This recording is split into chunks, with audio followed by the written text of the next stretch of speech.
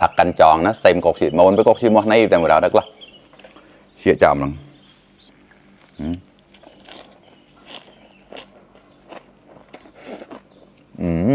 มังเออสมัยฮอร์อ้าวสวัสดีทุกคนครับไก่เราแต่เยี่ยงวันเอามาอุกว่าบรักแกะประเด็นนะแต่รักแกะกับจับละมอมั่วเราแต่เยี่ยงเนี่ยนะจับเรื่องเดียวมั่วมันอย่างนี้นะรักแกะน่ะก็เชี่ยกันเชี่ยของปลาเรมเพื่อนนะยี่ก็มีเชี่ยเดียวก่อนเหมือนนะนุกลางดับปลองแล้วก็ลูกค้ามาหัวเราแต่เยี่ยงเนี่ยนะจุดลูกกระไทปนำมุดไทปนั่นก็ได้1,000 กิโลนะแบกไทปก็ได้ต้ม1 กิโล1 กิโลมุกลามราโจ้แบกกิโลที่ถ้าพอมุกลามเจ้าปลอนแบกลาเปาโจ้ที่เกิดแบกกิโลนะยี่ก็มีเชี่ยเจ้าหนึ่งที่ก่อนเหมือนนะไก่แล้วกูเชี่ยที่ผ่านเดินหลายเดินแฉงกับหมูมาต่อเราแต่เยี่ยงต่อที่เป็นเชี่ยกับหมูจอนนะงูน่าก็ที่เมาโมเชี่ยรักแกะไม่ได้นะเนี่ยก็คะแนนไม่ไต่อย่างนี้นะวันนี้มากินข้าวเหมือนเดิมครับน้ำพริกปลาต้มครับแซ่บๆครับ ขอบคุณลูกค้ามากๆครับที่สั่งซื้อเข้ามาครับเราวิลเนมีเงี้ยเพื่อเราได้เยอะกันวันnào thì màu mua với tí rock cam một sai cả rồi tí tạo không đó và nãy chút là xong rồi mới đột nữa châu xin nè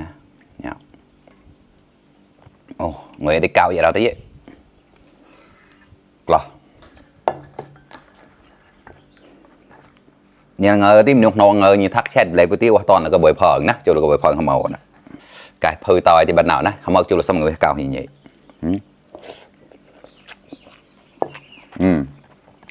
โอเคเนี่ยผักกันจองนะเซมกอกสีมวนไปกอกสีมวนในแต่เมื่อเราได้ก็เชี่ยจอมลัง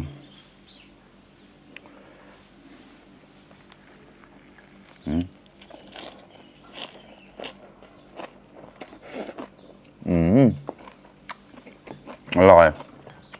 ดาดมาแล้วละ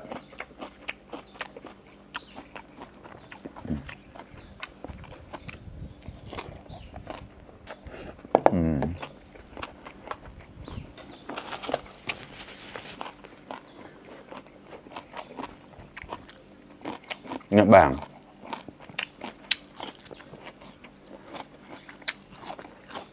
kho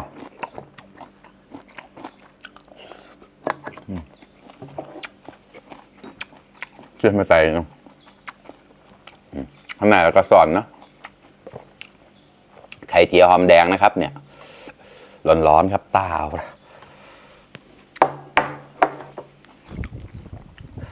ร้อนมากครับ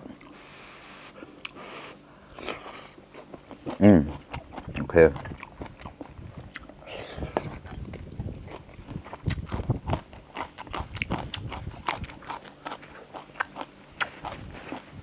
มันก็มีเชี่ยที่มันกันเกิดมาแล้วนะตามมนุษย์ก็แตกก็ออดแล้วที่นั่นแน่นี่จะจับเลยอร่อยมากร้าวมากครับ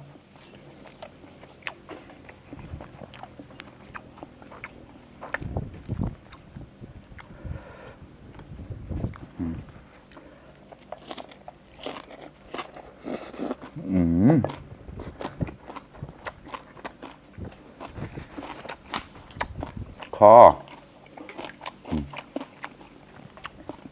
ผู้เชี่ยวรอกแล้วถ้าเมาโมงนะรอกนั่นก็กลั่นมันก็ชุกแหล่นะตามมึงคำซอยไปเราชุกแหล่เลยนี่กล่นละคออีกำกี่เชี่ยจามมันเดี๋ยวก่อนเกิดมานะ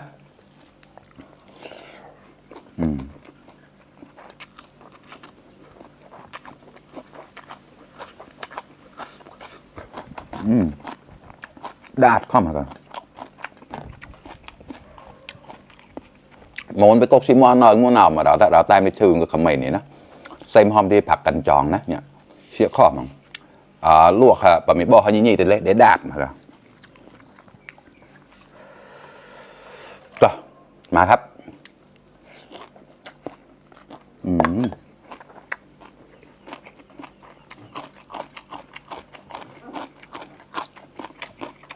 อร่อยมากบาง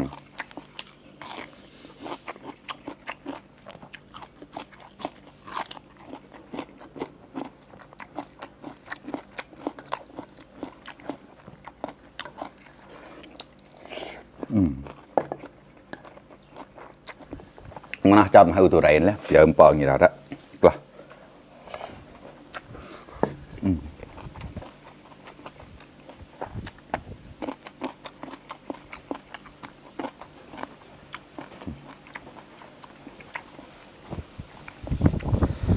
โอ้แจ๊ทอดมาครับลมแรงมากเลย ในกล้องโตไม่เลยมาเสียงทอดโลนะ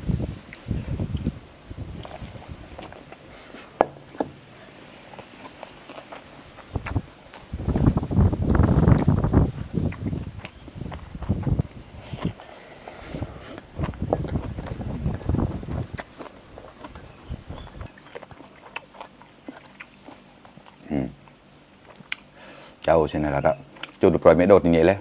ก็ชิมหมูมาครับก็ตายไม่ปล่อยเดียวเลยหอมมาก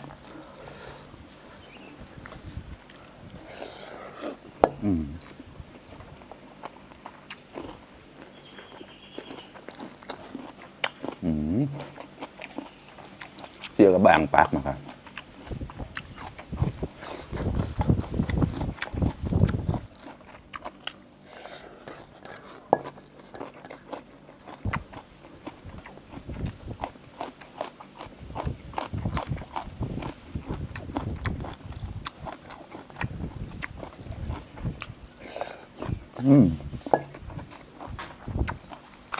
cái đó đó nát phép nát lẩu này nè như cầm cái xia tiếc con còi mà nè nhỉ